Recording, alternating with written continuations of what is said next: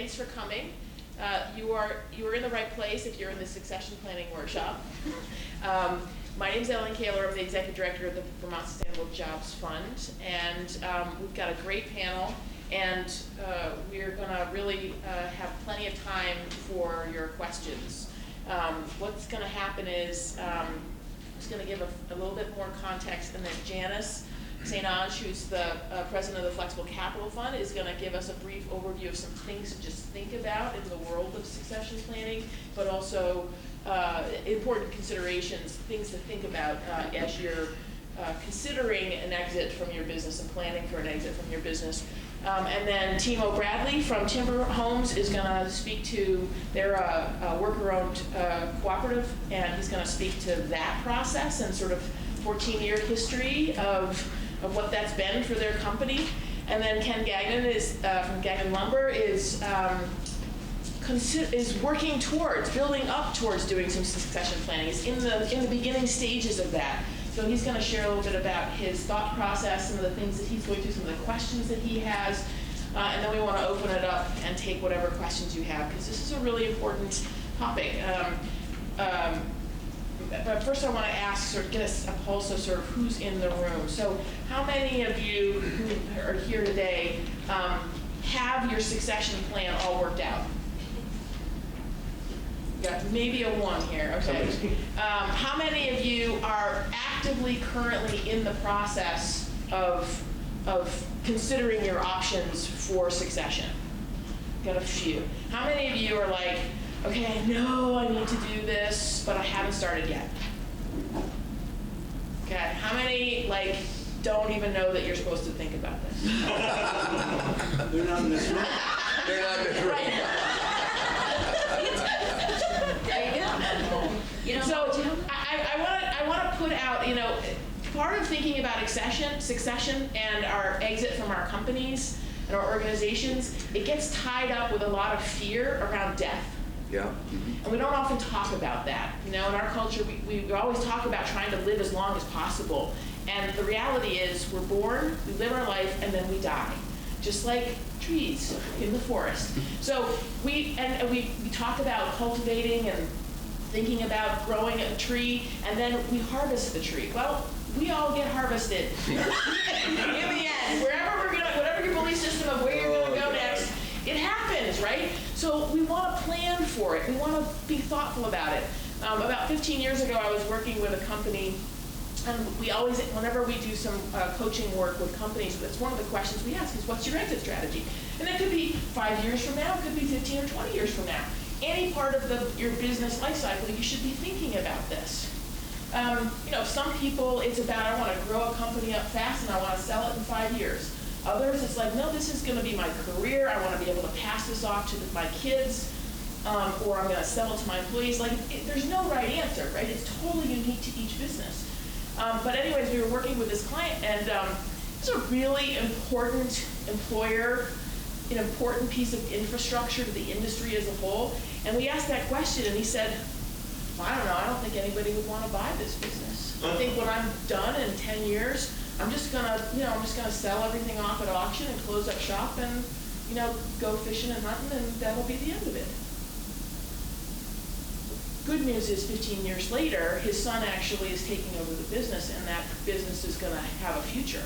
But the point is, in his mind at that moment in time, he didn't value that somebody else might value that company, and he was thinking about just his own business rather than, and this is what I want to sort of have you hold in the back of your mind, is how important your business is to the entire industry. So it's not just, what am I doing with my little company, and my employees, what's going to happen to them. It's like, if you have, especially if you have infrastructure, like Colleen, we can't afford to lose your mill. And if you didn't have three or four sons, three sons coming up through, right now, I would be worried. Because we want your mill to survive to the next generation. So how do we start normalizing and having these conversations together? And so that it's not scary to talk about, that it doesn't raise a lot of maybe I'm gonna fail. tail or something. You know, it's like, let's just normalize this conversation. So I'm hoping that you're going to get that today from our from this panel, Yeah. and that we're going to go forward out of this room being able to talk about this a little bit more openly. So Janice is going to kick us off and talk a little bit about all the different types of ways in which you could exit your company and some of the considerations that you need to have in mind as you're exploring different options. Okay? Janice. Great. Can everybody hear me? I'm going to stay seated unless you need me to stand, because it's very comfortable. You want me to stand? I think you need to stand. Gotta go with Ellen. All right, I will stand. I'm president of the Flexible Capital Fund, and we are a small mission-based fund that provides growth capital to companies in Vermont's food system, forest products, and clean technology sectors. And I've talked to, worked with, and invested in a fair number of companies in this space over the last decade or two. And I've observed firsthand that businesses go through life cycles just like people do, right? So I'm an empty nester. Anybody else an empty nester here, if you know that term? Any of you have older children in college or in the workforce understand it. I've been through infancy, toddlerhood, grade school, teenage years, and now what I really hope is going to be lifelong independence for my children, right? I'm hoping. I haven't changed the locks on my house yet. Yeah. So, but you know what? I wish someone had talked to me when I first had my children about what my exit strategy was, right? So how was I going to get out of the business of being a parent? Well, I think we all know you never get out of that business. You're always going to be a parent. But I do believe it would have been really helpful for me to think about when my kids were babies, what my options were to get them out of the house. This would have provided me for the time to really plan, to pay for 2 college educations, dealing with the financing side of things, how to identify the tax issues that I was going to face once I no longer had a tax deduction on my 1040, like this year for the first time. My daughter is no longer dependent. And then, you know, also how can I get them to leave the nest in a way that was that they wouldn't be successful? So, and the last piece was I really would have loved to have been able to think about the exit of what happens if they don't ever leave the nest. How do I get them out of the house that way, right? So exit planning, exit strategy, succession planning, really important in everything you do. And I think very few business owners start their company with the end game in mind. How many of you started your business thinking about what am I going to do in 20 years from now? Anyone? Anyone? Bueller? No. Okay.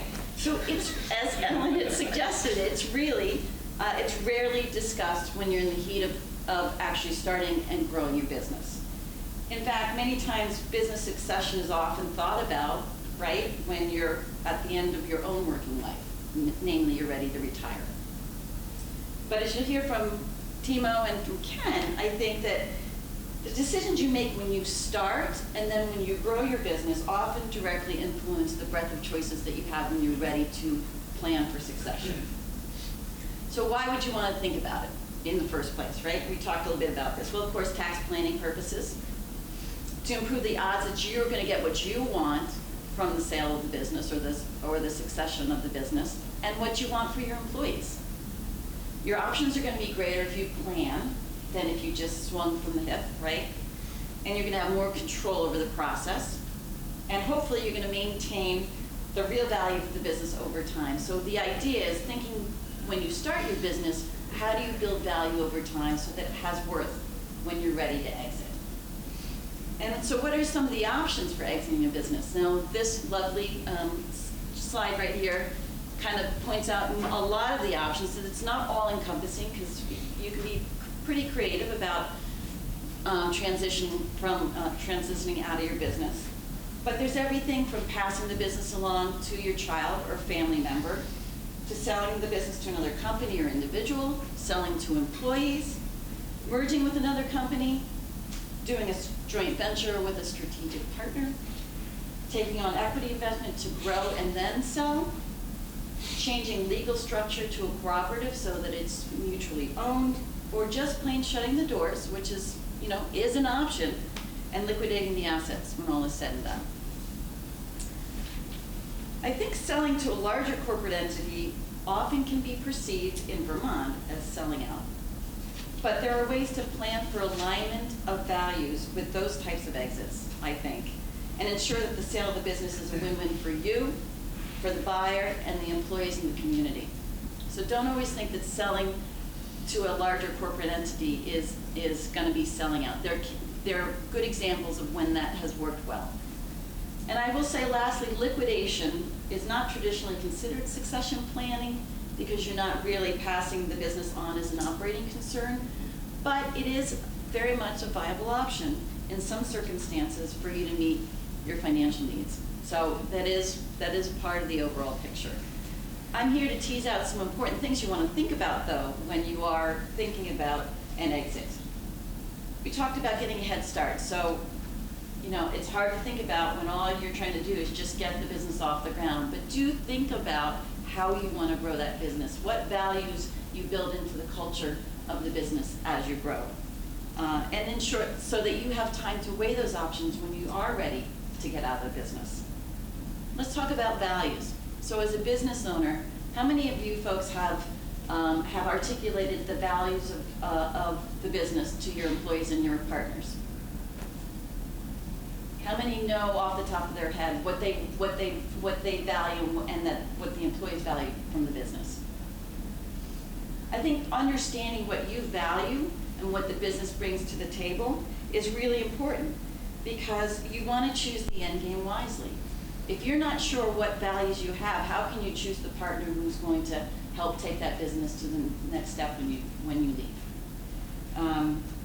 Give an example or two of what a value might be. So thinking about if you value, well, I was going to get to that a little bit, but if you value sustainable forestry practices and maintaining that quality, and you have a buyer that might be looking at the business and that is not a value that they share, would you want to sell to that particular person or entity? Probably not, because it's not in alignment. It's not going to pass on the legacy that you've built for your business. What do you want to accomplish with the sale? Do you want to keep the jobs that you've created in Vermont? Do you want to ensure that Vermont brand and quality continues? Do you want to take care of the community through the preservation of the working landscape? What can you do to ensure that your legacy lives on? All of these things are things you want to think about when you're looking at what your options might be and who you're passing the business on to. So let's say you value the brand and community. Then keeping the business upon exit is important, and perhaps the ownership structure that you have does matter, right? Do you value, and we talked about this, if you value sustainable forestry practices, then if a sale is in the cards, then you want to make sure that buyer is in alignment with those values. Do you want to keep good paying quality jobs for your employees? So maybe selling to your employees through stock options, ownership plan, or a cooperative is a feasible exit strategy. Let's talk about your own role as a business owner. What role do you want to play after the exit? Do you want to stay in a management position? Do you want to be in an advisory role? Do you want to quit cold turkey? Owning a business is a deeply personal journey, and it can be really difficult to separate your own identity from that of the business and your employees and your community. So again, thinking about what you personally want. Many times that's one of the hardest considerations, I think. Moving into a new role, or not at all, can be really hard. And when your entire life has been focused on your business, well, you've got to think about next steps for you and how you transition out of that. Legal structure, so how you structure your business. Are you a sole proprietor? Are you an LLC, a C Corp, a B Corp, an L3C, a co-op? All of these choices when you start your business can impact your choices and send a message that may attract a certain kind of buyer or partner or investor. So for example, are folks familiar with B Corp structure, what a B Corporation is? So it's a relatively new legal structure that's certified to meet rigorous standards of social and environmental performance, accountability, and transparency. And that type of corporate structure is definitively going to attract a different kind of buyer, mission-driven buyer, most likely, than it would if you were a traditional C Corp that was formed in Delaware. So how you structure your business can impact the kind of potential succession plan that you have. Another example is if you're hoping to raise high growth capital in the form of equity, so if you want to take on equity investors instead of debt, most traditional equity investors, they will never invest in an S Corp, rarely will invest in a limited liability company, and will most likely invest, it will be more appealing to them to invest in a C corporation that's formed in Delaware, not in Vermont, not in New Hampshire, not in Mass, So again, legal structure can be a factor when you're looking at how do you exit the business. Capital structure, so how you finance the business from the very beginning, can impact your succession plan and ownership. So is your balance sheet in good shape for an exit? What does your debt structure look like when you're getting ready to leave the business? Are you over leveraged? Are you under leveraged? Are your funders, your lenders, your investors, are they adding value beyond the money to help you build the business and value it over time?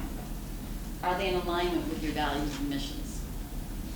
And if you finance the growth through a mix of capital, oftentimes people will start off with their own personal capital, then add friends, family, and fools, then debt, then equity. You can have a mix of various kinds of capital, but what oftentimes understanding how all of those capital providers play together to support your business or not can impact your ability to then pass the business along to someone else. Your business life cycle. So again, as you're thinking about what your options are as a startup business, are you at early stage with revenue? Are you growing rapidly? Or are you a mature and proven entity? Depending on where you are in the life cycle, and if you're in a rapid growth mode, that may be the time to think about exit in terms of value of the business. Or if you're a mature and proven entity with profitability, that may give you different options. So where you're at in the life cycle of the business and whether you're in a growing or declining market can impact the choices that you have in succession planning. So I would say, we live in a day and age where financing options and strategies for business succession planning can be both complicated and I would say creative at the same time. And for those folks who are thinking about this, trying to figure out which way to go, there's a lot of help here in the state for you. So I want to mention a couple organizations that are already working with businesses, the Vermont Employee Ownership Center. So if you're thinking about potentially going down that route and having your employees own the business when you leave, there's the Vermont Small Business Development Center, which is a statewide organization that has business advisors throughout the whole state and in geographic regions that can help you think through these options. There's business assistance programs like those at the Vermont Sustainable Jobs Fund who can help you think through this, the Vermont Farm and Forest Viability Program, and there's always private consultants who do business valuation services. So there is help here. You don't need to think about this on your own. And I think the best way to really start thinking about this is to hear other stories. So tap into your network, and we're going to hear from Timo and Ken about their journey to succession planning. And I think Timo's probably farther along than Ken, but we're going to hear from them what considerations were important to them as they think about getting out of the business and moving on, and keeping those jobs in their communities. So with that, I'm going to pass along Yes. to Timo, I think is right up next. Okay, super. Yeah. Do you want me to stand? Yes, or should please. oh, yes, Well, stand up for a minute and sit For a down. minute, then I can sit. I'm Timo Bradley, Timberhomes, Vermont. We are a design-build timber frame construction company based in both Vershire and now with a new facility in Montpelier. We are, as I mentioned, employee-owned, meaning there are 6 of us who are owners, 6 of a total now of 14 employees, divided between the 2 locations. We started in 2005 as just a consortium of a couple of carpenters, timber framers, and bit by bit. Actually, in Vershire, I should mention, which if any of you have ever been to Vershire, it's kind of a one-horse town. So it's a pretty small thing, two horse perhaps, and right, we have the mountain school there too. And anyway, we finally ended up purchasing the old Vershire Volunteer Fire Department building, which is a 3-bay garage. Right there in the center of the sleepy little village. Downtown, thank you. And it's really been a wonderful thing to see, wood coming in and, products leaving out sometimes from Colleen. And it's really it's a nice thing to talk about the social aspect of employee ownership that, we've established a business there and now in Montpelier where the ownership isn't in some distant location. It's people, our owners have established lives in those locations, and so it means, with any luck, if we don't run the company into the ground, those facilities will be there, for a long time to come, and that's really a nice feeling for me. Employee ownership, of course, has a great many aspects that need to be considered before making that leap. But that's anyway. So how did you actually come upon that? We came upon it was something that had been talked about. I think we're all somewhat forward thinking. We talked about it for a while, and we had especially one really great employee who was sort of kind of pushing the issue, and then he ended up moving back to North Carolina, just because that's where life took him. And we sort of wondered at that point, maybe we could have, cut that off. Maybe he would have stayed if he had a stake. So that, and then coupled with the concept that, we're in the wood business in Vermont. Nobody's getting rich, that's for sure. And we have been exceptionally lucky in recruiting really great people. And so the question was, how do you hang on to them without being able to offer great salaries or benefits? And so employee ownership was one of the things we talked about. And so sure enough, we consulted with the Vermont Employee Ownership Council. I think for sure, if you're on the fence about this as an option, please do contact Don Jameson or Matthew Kropp. They were extremely helpful, taking the time to sit down with us to review different options. We do not have employee stock ownership. It is more of a direct ownership. It is incredibly complicated. We were an LLC. I guess I should back up for just a second. We were 4 owners of the LLC, direct owners, and one decided to leave, not the guy who headed to North Carolina. And so we ended up having to have the company evaluated so that we could figure out how much we needed to pay him. And so it was pretty easy. We had those metrics, and so we made the decision in consultation with the employees that were interested in also joining in at that point, of exactly how to do this. And so the way it worked in the end was that we remained an LLC, but we changed our bylaws to become an LLC taxed as a cooperative. So not becoming a full-fledged cooperative. And we did so because of tax reasons. It was going to be particularly hard on the 3 of us remaining partners if we were to change the corporate status. So we remained in LLC, and that was easy. And that was all suggested by Don and Matt from VEOC. None of us sort of knew anything about that, and they helped steer us in the right location. Got us hooked up with Donald Kreis is the lawyer who specializes, one of their suggested lawyers who specializes in cooperative law. So how does the taxed as a cooperative work? Can you just give us a little bit more detail on why you chose that method and what the consequences are? Tax as a cooperative, I'm not sure. No, you said that you decided to stay as an LLC. We stayed as a Went to LLC, three members. but we had to change our bylaws, Right. which then, allows, that really spells out exactly how the process works. So when we take on an employee, they must work 3 years at full time, and then after that, they become eligible to buy in to the company.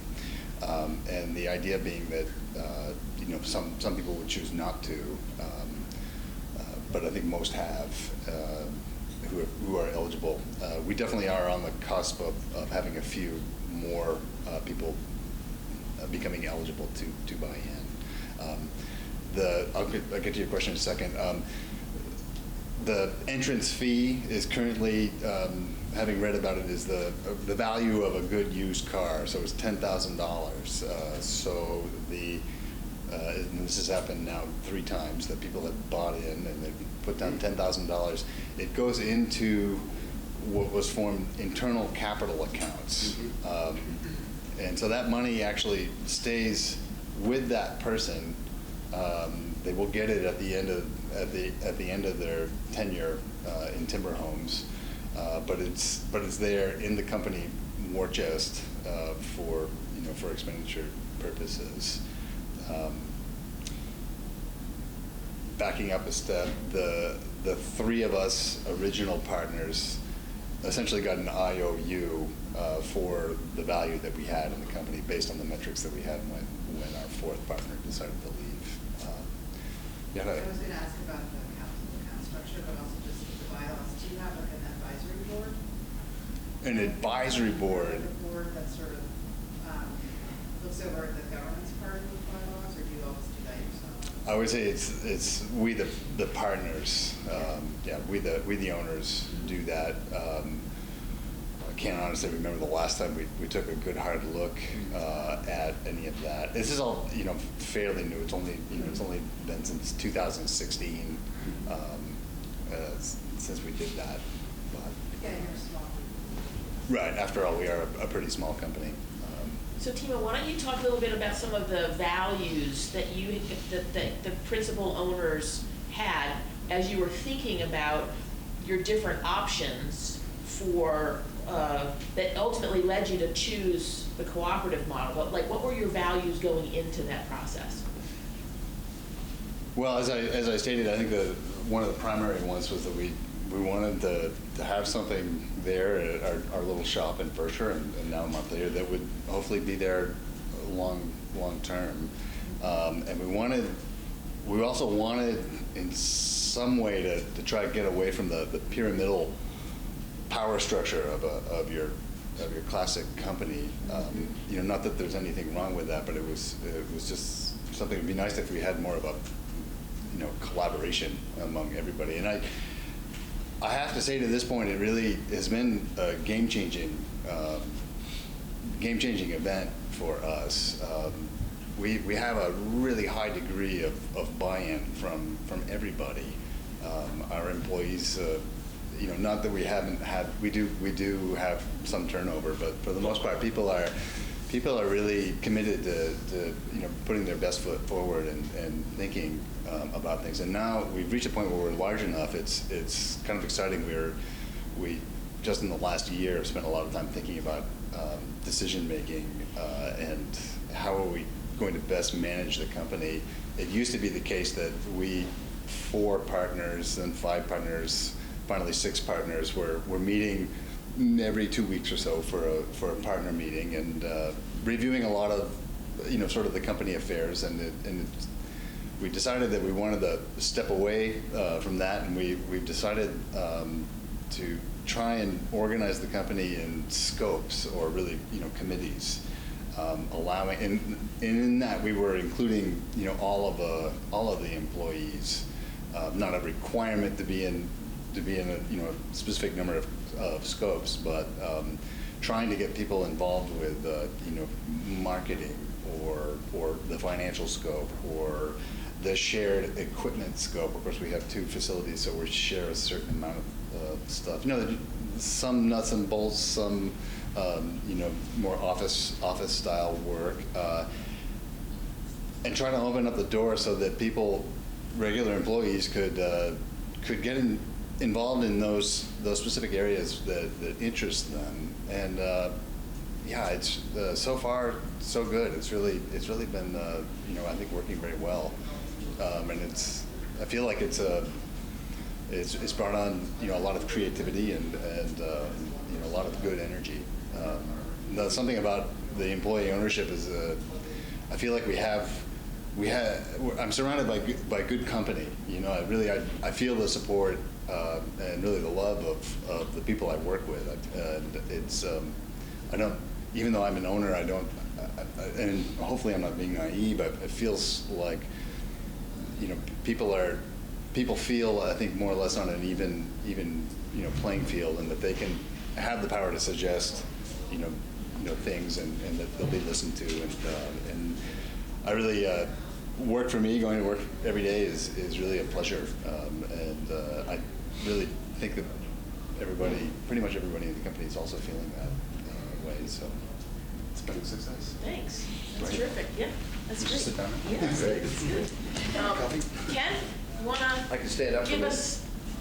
And So- can we get someone to close the door in the back there? A little hall noise going on. Good for me to stretch my legs. There you go.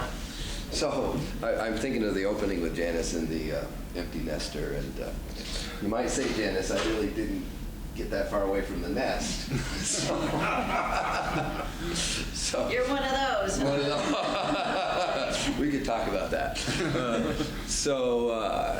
My story is kind of historical. I mean, it's a traditional agricultural farming family that started with my great-grandfather.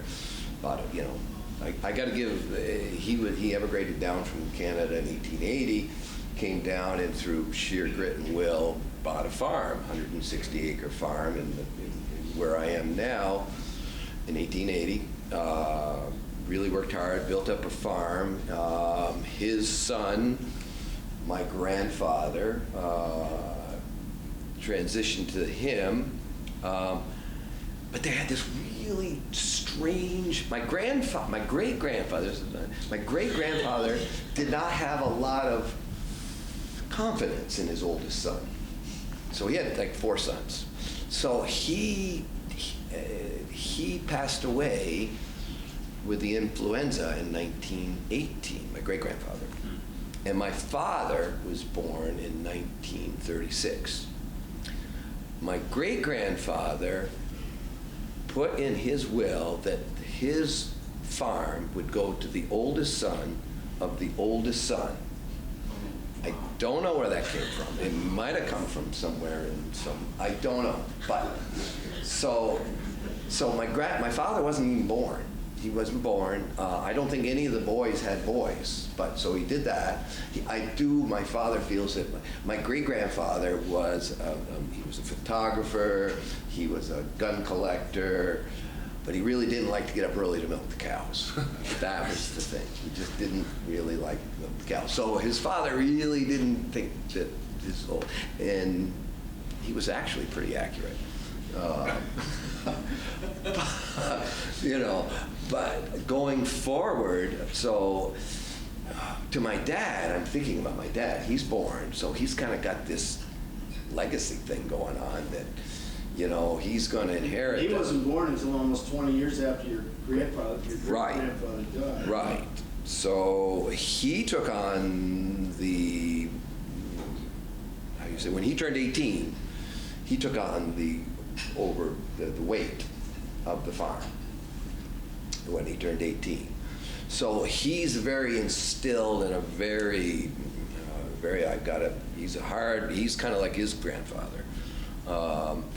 Very driven, very hardworking, get us through the crunch. And so, I don't want to make this, it's part of how I guess my thing is telling how I got here where I am, and then the how you say, the blessings, and then the weights that I feel where I am now. So forward, my dad transitioned out of farming in the 60s into lumbering. He went actually in the 50s, he started logging in the winters, which is a traditional farming, logging kind of thing. He liked that, you know, and then in the 60s, he built a sawmill, you know, and of course, his father was not overly impressed with his ideas, and maybe if his father had held sway about what happened on the farm, those things might not have happened, but they did. And then I grew up. He had this mill, became a full-time mill, you know, 6-8 guys, and through the 60s, and then my father's not a bookkeeper, doesn't do books. So, but in the 60s, you started to have to do books. When you have employees, you need more. So he gave that up. He said, okay, I'm going to just put the sawmill is going to go into idle mode. It's just a simple little saw, I'll saw on the weekends. I've got 2 young boys. They're, for better or worse, they're there. So at any rate, I grew up tailing the lumber at the sawmill from the time I was 10 or 11 to the time I went off to college. And the time I went off to college, I was like, well, I'm thinking I might want to try doing something else, you know. Or my mother said, you really ought to go off to college. And I'm thinking, well, maybe that'd be good. I think it'd be easy to go work in the woods. But I went off to college. And then that kind of gave me some opportunities to go see what other things are out there. The job market, I was dreaming of forestry. Didn't go there because the job market for foresters in 1979 was not that great. Pop had this old sawmill sitting over there. I said, what harm could it do? I could go back. And so that was 40 years ago. So here we are today. And we've grown. So in a sense, I felt my dad gave me a ball. Okay, he had a ball. It was kind of worn out, but he had a ball, and he gave it to me, and I got a chance to run with it. And I've run with it for pretty close to 40 years. We've, you know, and I feel blessed that I've had that piece of, you know, that old pickup truck or whatever it was to get me going, and then we've grown to where we are now. I've got, you know, 7 full-time employees. I got my dad, I got my mom, and I got my wife. All part of that picture. So it's a great thing, but it's a complicated thing, and you know, and then I've got friends who are, I'm 61, and so my friends and buddies and people I like to have fun with, they're retiring, and they're going to places and spending weeks and months and doing things, and I'm thinking, you know, I think I might want to start doing this too. And in the meantime, I got a father who's 82 who puts me to shame. He's in that log. So his job is, you know, he's a key player in what we do. He's the delivery guy. He's moving the chips. He's moving the log. It's whatever. He's not thinking. He's thinking about dealing with what's in front of us this morning, and so. But we are. He's not thinking, but he is thinking, and he's you know, trying to. So we're at this point in our family where we've got a good business. It's been, you know, it's proven. We got a good crew, a good solid crew of people. What is the ownership, did 100% of the ownership transfer from your dad to you, or is it mixed? Back up. 1984, we formed a corporation, C Corp. And at that point, it was 2080. He was 80, I was 20. Fast forward to where we are now, we flipped it. So it's flip-flop. So I'm 80-20. And I'm thinking, okay, I want to start thinking about, by the time I turn 70, I want to be doing some other things. I mean, I want to be, I still feel myself, I don't feel disconnected. I feel like there's a lot of great things that you know, but I need to start putting those pieces in place to get that, because I'm starting to feel a little bit like feeling like the load's been on my shoulders for a while, and it's Yeah. starting to feel kind of like, yeah. So I've got 4 pretty top key players that are in my team, and I really want to see how to, let's just, because your analogy in the dairy business and in the sawmill business, it's basically liquidation. In my history of seeing a number, I'd say Farms mill. 9 times out of 10, something happens. The older generation gets tired. Things are just not, and they decide we're going to hang it up, and a mill goes and it goes to auction.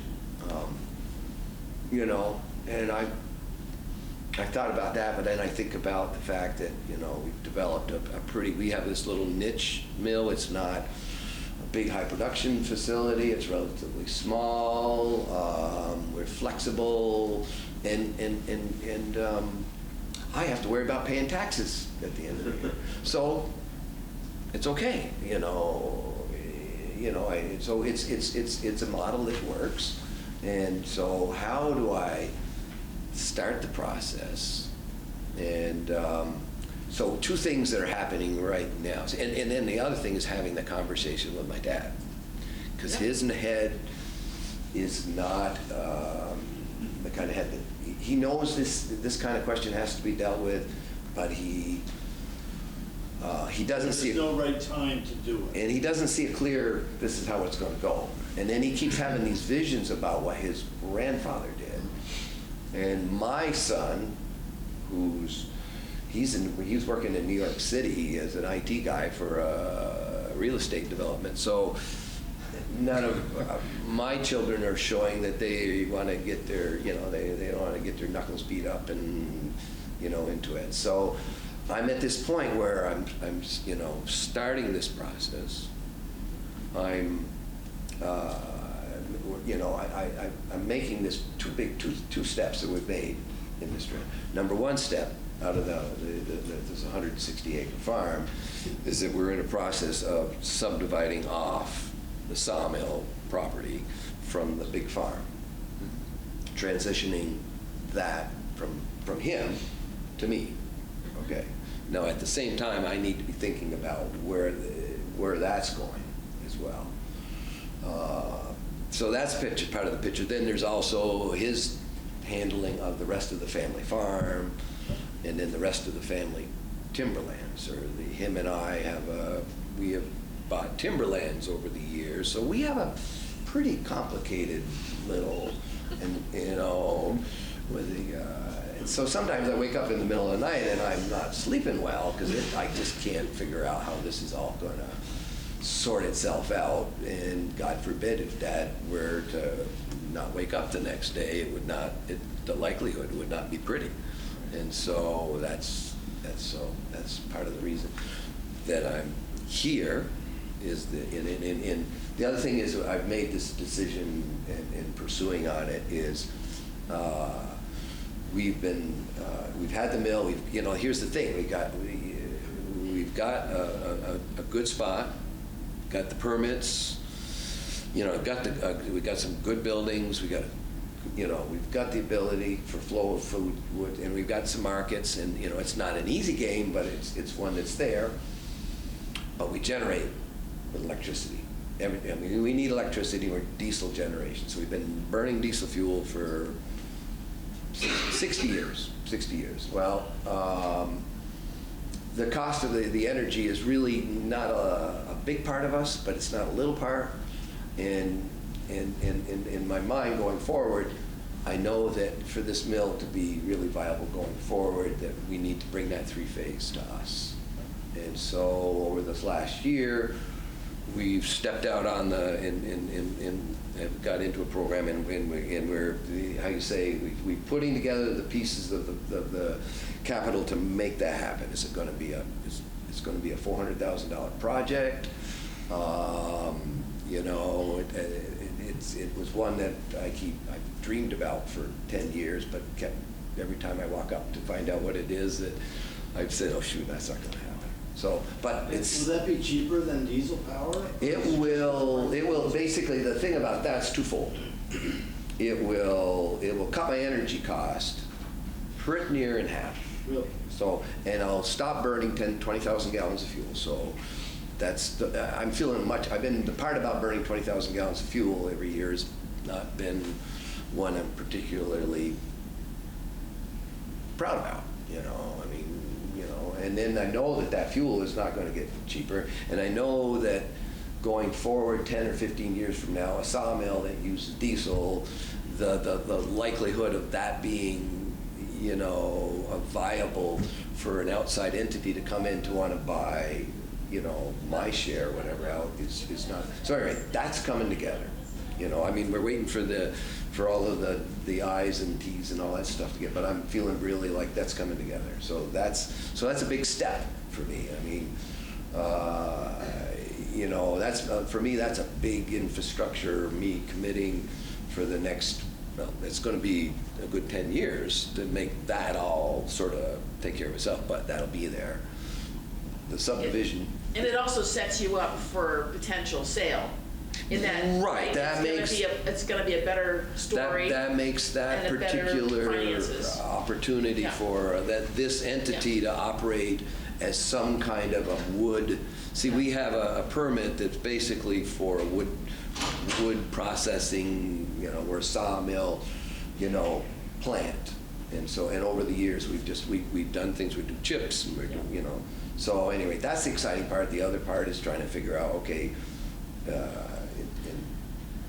Yeah, when I turn 70, I'd like to be able to say, well, I'm taking off, and I'll be back, and I'm sure it's all good. And for the other part of it is the, you know, the crew that I have, they're 15 or they're 10 to 20 years younger than I am. So and they're, you know, they're committed to being, you know, they've been with me for 20 to 30 years. So I mean, I feel an obligation to them. So that's where I am. Great.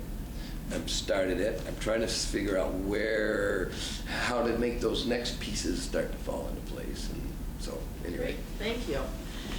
Karina. I just wanted to ask you, who are you working with to figure this out?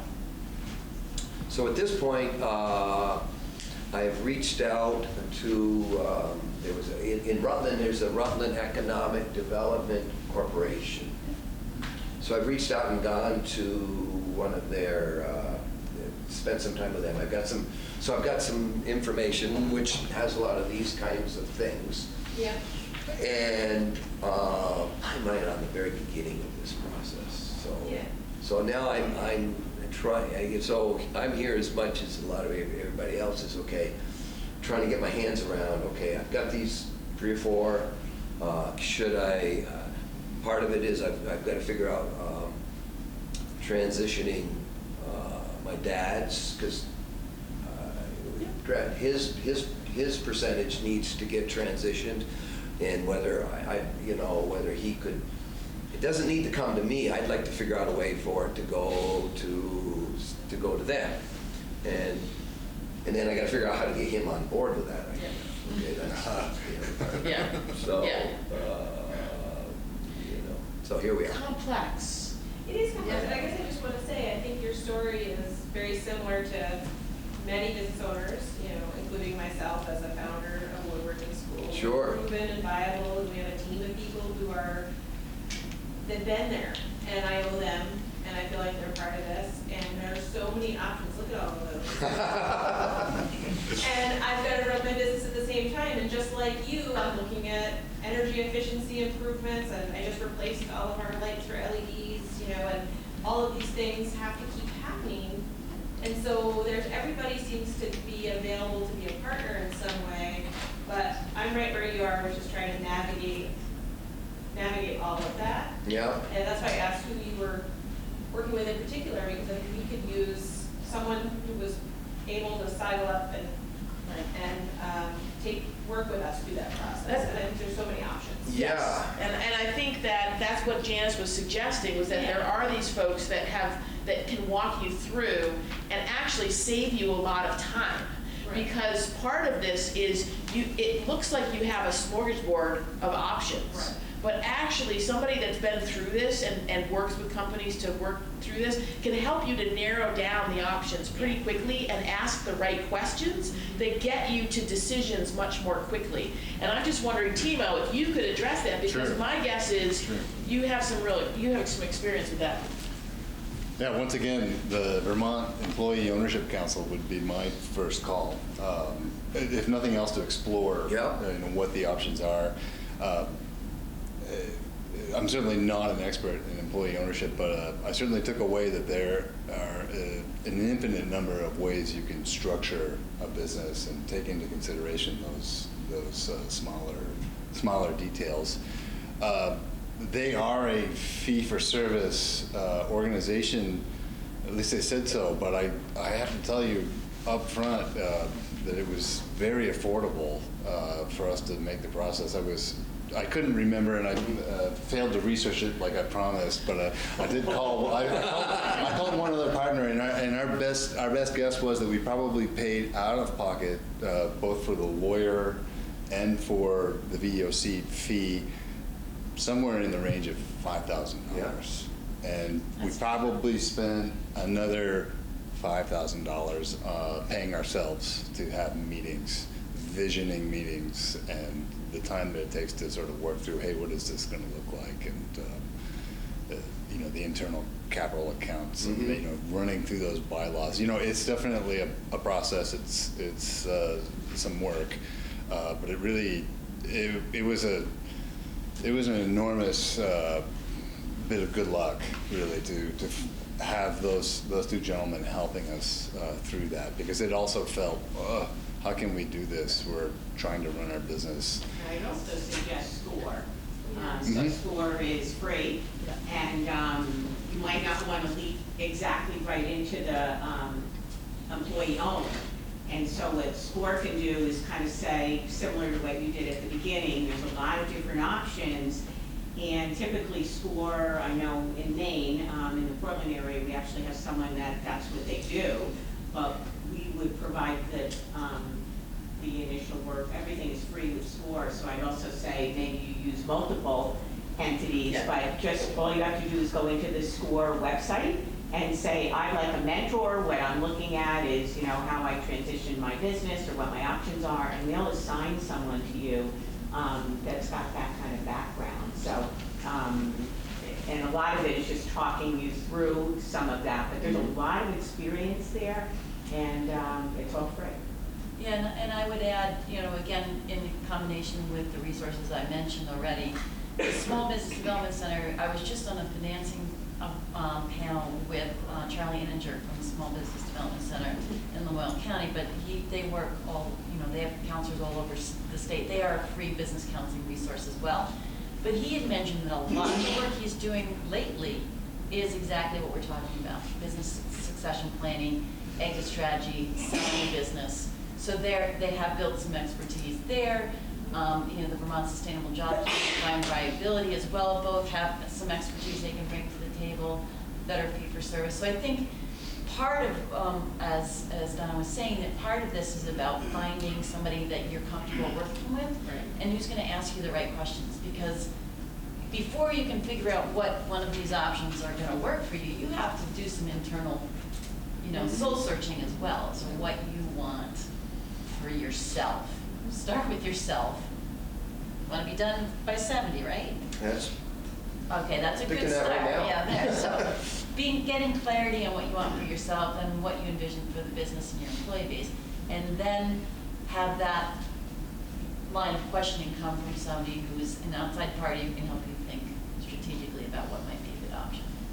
And I want to pick up as another component that I heard in all of this was that, and Karina, I'd be curious, your thoughts on this, is because it speaks to your piece, your question.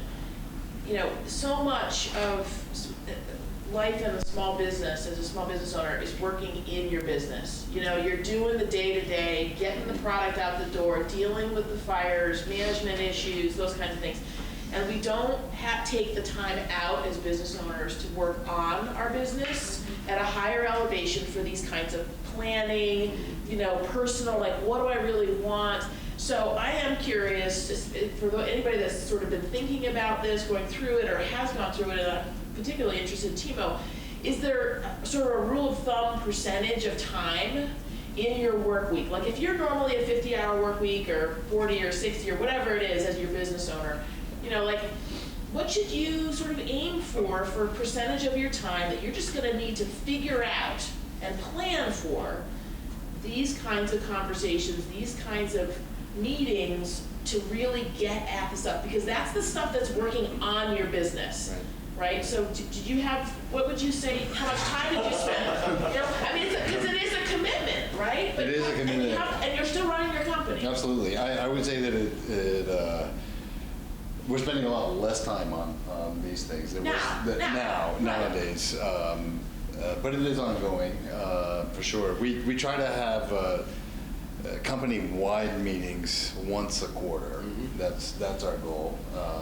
But to be fair, we're not always talking about, you know, the vision and right. But when you were going through this process, with DEOC, like, yep. how many hours a week were you putting into this project? I would say it was pretty quick, actually. Okay. I would say for the 4 of us, or 5, you know, including some employees who we knew were going to be coming on board as owners. We certainly included them as much as possible in that planning, because it felt right to do so. I'm just guessing here, but I'm you know, maybe we spent 100 hours each, something like that, stretched out over a couple of months. So sure, it felt significant while it was going on, but we got through it. But that's really helpful, because I'm hearing from you, like, this sounds like this, like, it's gonna take forever, right? Yeah, 100 hours, man. Well, and the other question I have,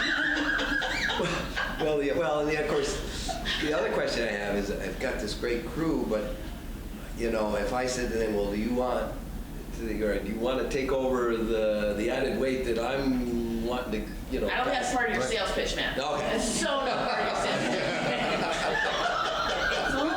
Presentation. Please, can I give you this burden? And it's not gonna work. So, Ellen, you said you're curious what I think about it, and I think where we are right now is finding clarity, and we actually did have a great conversation with someone you sent us who helped me develop some clarity about what the strategy is for moving forward. And just like every other pinch point in the business, someone will sit next to you, but you're the one who has to do it. And at the end of the day, like, they will help you figure it out and develop clarity, but then you have to get back to work. My first meeting with SBDC was, we had just begun to be successful, and I was totally overwhelmed. And the 2 small children, they came, they were there for an hour, they left, and I went, I thought they were going to help, you know. They told me they already know, yes, I have to do all this work. And I really thought they were going to help, and I was like, no, this is the lesson. Like, you own the business, you can't hand the responsibilities off. But for me, what's become very clear is right now, I need to take part of my job and give it to someone else so that I can make 20 to 50% of my time right now be about succession. And we know we're at the point where if I keep running the school, it won't get any better, because I need to do something different with my life. I've been doing it for 12 years, and I need to find the person who says, I have the new vision for the school, and I'm ready to give 10 years to that. And then I have to figure that out. So right now, I would say 20% of my time in general has always been about working on my business, and the rest is in. And when I work on it, I can't be there, because the moment I go in, I'm being run by my business all day long. Yep. So, you know, so as I look forward, I'm going to staff up to be able to do this work, and so we're viable and we're able to do that. And so we're looking for a person who is interested in being an administrative director at the school, and we're looking for a person or an entity that's interested in carrying the vision forward and developing a new vision and taking on something that's very viable. And now, like, that one hour meeting, you know, was really instrumental to me developing, yes, this is where I am. It was a validating experience, you know, and it was there are so many resources and so many people to turn to just get that input. At the end of the day, you have to go home and put pen to paper and commit, which direction you're going. Once you know that, you can move forward. Great, thank you. I feel like I'm there. No, that's awesome. So other questions? We've got a good 25 minutes for additional questions. Yeah, Kelly. So folks talk about like the logistics and thinking of the strategy part, I think as Ellen alluded to at the beginning, there's also like a pretty significant emotional part. Part of wrestling with like our plans for the future and our sense of mortality or what we're excited about taking on next. I'm curious with folks in the panel or other folks in the room, what supports you found to help with that side of it? Is that the same as the lawyer who comes in and talks you through some of the options, or have you found other supports to help with that equally complex and important side of the transition? Well, I gotta thank my wife for giving me reality checks. Yeah. She's like, she'll every once in a while, you run around like your head's cut off, like a chicken with your head cut off. Oh, you slow down and step back and So she is kind of helping to give me that reality check. Because boy, with this family business thing, there's that family chemistry, My dad, I love him, but man, we just sometimes, it's just so hard sometimes, Because he's dealing with his own mortality issues. He is. Or not. He is and he's not. Because for him, he's feeling, if I'm on that road and I'm trucking, I'm a happy camper. Okay? And I'm doing my thing, and this is all I know, and this has been his life since forever. Yeah. Yeah, and he feels valued doing that. Right. He's not just sitting around watching soap operas. No, And so you've taken the burden of the business, so you might be thinking about satisfying the customer by delivering this product today, but he's got a more limited view of. yeah, and then him and I have to jive a little bit, okay, because then we run into trouble, and that's just a family thing where each of us are trying to tell the other one, and the added interest is that this is Dad, and and I'm, but we're having, we I think another part of this is trying to have family conversations about this, there's there's a lot of emotional, and you feel attached to this place, and you want to do the right thing so that, it's been there 100 and some odd years. You'd like to think that, another 100 years it's going to be, but then the reality comes in as well, that's not, but the other part is, hey, we're all limited on this time, and for me to expect this to be that going forward, why am I burdening myself with things that I really don't need to be, it's like those things are not important really, so. Yeah, another answer to your question is there's some really good resources, 2 organizations. One is called Encore and the other is called Second Acts. And to go from being a full-time, I'll just relate to my own situation, work 70 hours a week for 40-some years, to you just can't quit cold turkey. And so one of the things that Second Acts and Encore, tremendous resources, both organizations, is they really kind of take you through a process, and it's more personal. What's important to me, because the minute you retire, everyone's going to want you to be on every board that was ever invented. And so it's kind of really important to be able to say, what really do I want to spend my time doing and supporting, because you are going to do some of that, but how you say no. But both of those organizations have great online resources, they have great books, and it really is kind of, what is my second act going to be? What am I going to be defined by? How am I going to make those choices?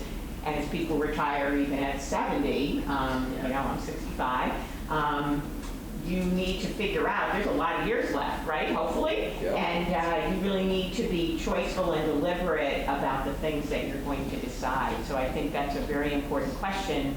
And if you just leave and walk out, I think that's not a good scenario for your family, your spouse. My husband would kill me.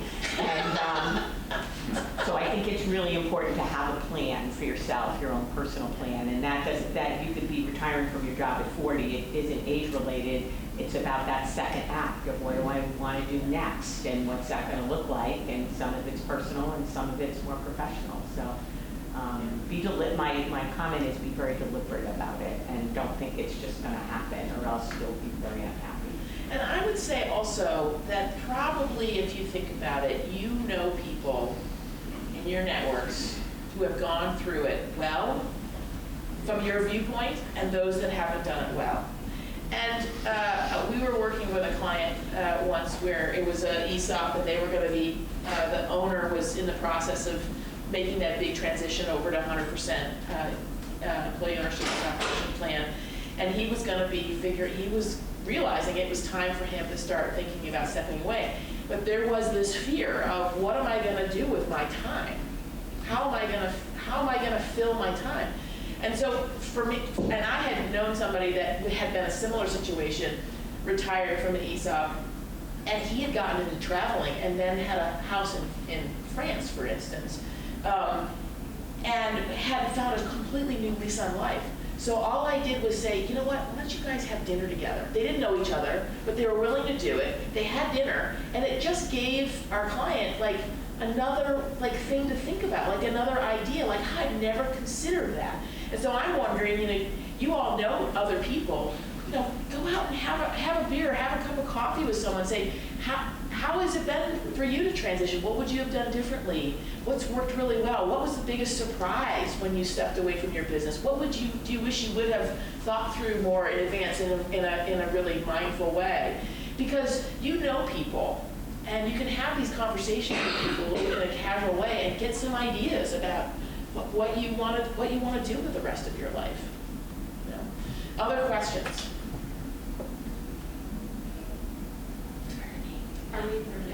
Yeah. My question is, how does accountability work in an employee cooperative? Because it seems like if everything's going well and they're collaborating, that's great. Right. When someone stops showing up to work, or when someone's not delivering, or one of the, what did you call them? Scopes. Exactly. It's a great question. We've pretty rarely had employees who aren't coming through. It has happened, and we have had to occasionally let people go. I guess the question is, what happens when an owner is not coming through and pulling their weight? And very fortunately, that really hasn't happened. I mean, I think we've all had moments where family stuff, death of a parent or something like that, where we sort of all understand that we need to back off like anybody would. Right, you get frustrated with each other a little bit, or and it does happen. Did you put something in your bylaws though that would allow for something separation agreement? It is possible. It is legally possible for the other partners to remove somebody. That's the way it is. It's likewise, I mentioned that the employees have to work for 3 years before they can be considered to, are allowed to be considered to buy in. Meaning, there's one last moment where the partners can say, actually, it's not working out. Now, we're not the type of people who are going to string somebody along for 3 years. If it's not working out, we're going to let them go. Yeah. And we've done that. And like I said, I've been so pleased with everybody that this has brought in, despite the fact that we have very limited wage capacity. I guess I wanted to talk just briefly, sort of changing the subject a little bit about because we haven't done it yet. We haven't had anybody leave, but these ICUs. The internal capital accounts, the amount of money that is mine, that is within the company, that's payable to me when I leave. It's also structured in the bylaws, and here again, it's a lot of flexibility. That if I want it all right now, then I'm only going to get 80% of that. But if I'm willing to take it over, I think 5 years. I don't remember exactly. Oh, okay. Then it'll be okay for the company to pay it, more gradually, which I think is obviously in the interest of the company. Right, So because for that's, them to come up with that kind of cash turnover would be quite challenging. is a challenging thing. You So. think there's a Right. Yeah. I had a comment to add. So Ian and I work with the viability program. We do, we've tried to figure out exactly how much of our projects have some component of succession planning involved in them. And, I think it's about a third of any business advising we do is somebody has some element of succession involved in it. And often they're farms and like a story that Ken brought up, things are entangled, it's properties, houses that aren't really involved in the business, and then maybe the successor is not family, so it can get very complicated. And one thing that that a few years ago we started doing a lot, and we really are doing it very consistently when there's a business that has gotten to the point where they figured out what their values are and they have found a successor. So they've established that level. We really encourage people to then have the successor be doing have some separate business planning or separate assistance that is sort of independent of the exiting party, because at that point you've sort of established sort of the ground rules of what you want to do. But if you're really if you're still working with them on how their business is going to be and what decisions they're going to make, then it sort of lingers. So that's just a piece that Yeah, smart. just want to throw in there. Yeah. I have another question. I have all kinds of questions. And it's a question for Janice. You had mentioned the role of equity partners and in succession planning, and I guess I don't know a lot about that. And in thinking about it, if you had a mature, a proven entity, what could the role of an equity partner be, and what are some examples of how that works? So in terms of having ownership in your business? Yeah. So my philosophy is it's not just about the capital, it's what comes with it that counts. So when you if you're a business that is looking to take on equity investment and have other ownership in the business beyond yourself and your partners, doing due diligence on what they value and how they will behave in their networks is as important as their due diligence on you as is this going to be an investment we want to make. So I think the equity investor as a partner could help you think through, hopefully has some skills, or at least someone in their network who can help facilitate that conversation about what's next for the business and what might be possible exit strategies, and maybe even link you into their networks to facilitate that conversation. Also depending on equity investment can come in many different forms. So if you're a C Corp and they have preferred stock, they have preference over you as a common stockholder. So that can complicate a succession plan if they have this idea, we want you to take on this kind of strategic partner or buyer, and you're like, no, we want this person because it's more in alignment with where we see the business going. So I think it's important before you take on another owner in the business, even if it's minority ownership, that you understand that you communicate what your vision is, long-term vision is for the business. So that they're in alignment when it does get to that point where, okay, we're ready to sell, or we're ready to do something different. You're not going to get the surprise, no, I really want you to do this, right? And they don't always, as a minority owner, have a say, but they do have a say in certain pieces of how that business is exited. So it is something to think about, for sure. Robbo, did you have something? Yeah, I just wanted to thank Ken especially, and for the benefit of the group, I've known Ken's family for 35 years. So I know when he talks about his dad and his mom, I know him. But, it's one thing to have people here who are,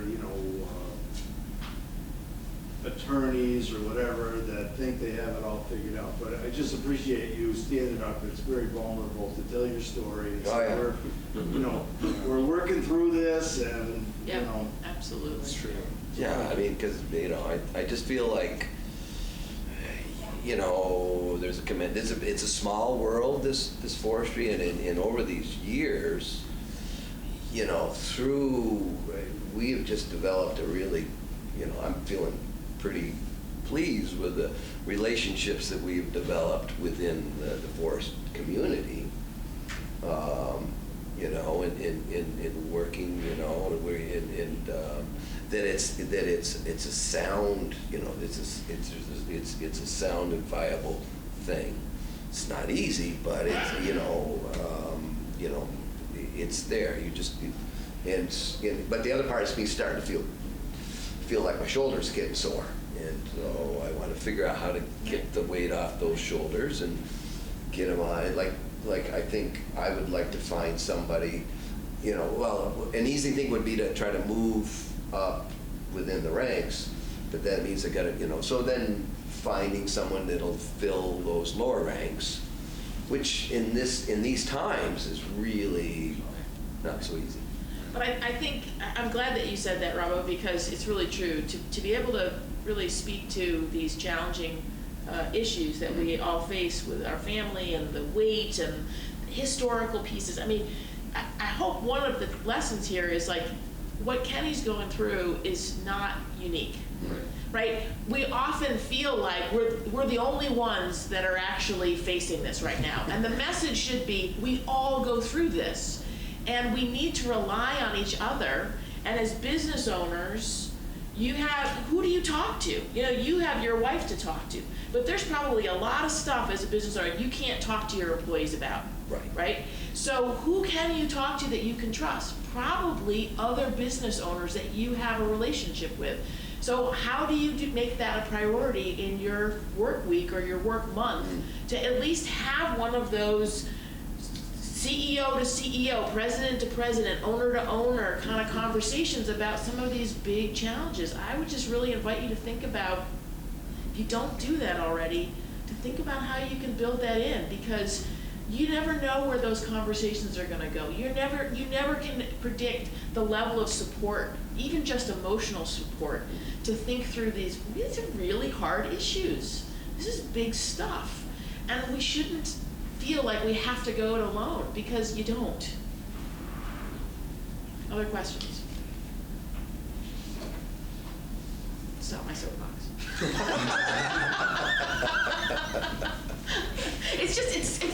It happens in every sector of our economy, you know, and it just, we don't have to be doing this to ourselves. Yeah, but we're stubborn New Englanders. I know, Right. I know.